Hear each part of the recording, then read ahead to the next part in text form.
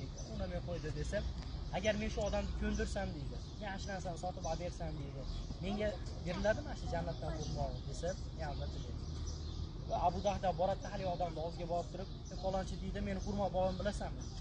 Va Abu Dahda, "Sen xurmo bog'ingni bilmaydigan odam bormi?" "Albatta bilaman" desa, "Mana shu xurmo bog'imni senga berdim" deydi. "Mana shu xurmoni menga sot" deydi. "Xurmo bog'im evaziga" deydi. "Mancha xurmoni evaziga, mancha kilo nima xurmoga demaydi, xurmo bog'imga almashtiraman." desa, "Hazillashmayapsanmi? Yo'q, aqling ketib qoldimi seni? Nima bo'lsa adashib gapirib yuboryapsanmi?" desa ham aytadiki, "Yo'q" deydi, "Men o'zimdaman" deydi.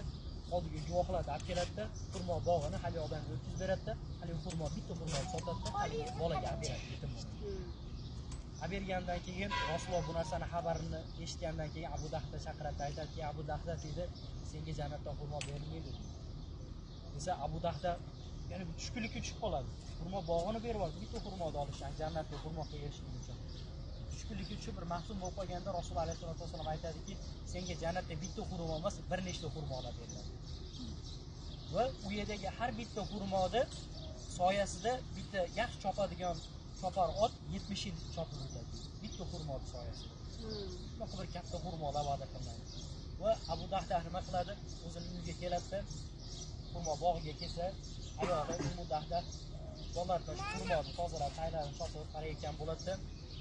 Ayoliga kelib aytadiki, "Endi men xurmo bog'imni sotib oldim" desa, ayoli so'raydi, "Qanchaga sotdingiz?" desa, "Jannat evaziga sotib oldim" desa, ayoli urushmaydi, boshqa qilmaydi, aytadiki, "Allohga qasam" deydi, "Qiyomatgacha hech kim savdo qilib bizdaqa foyda ko'rmadi" deydi.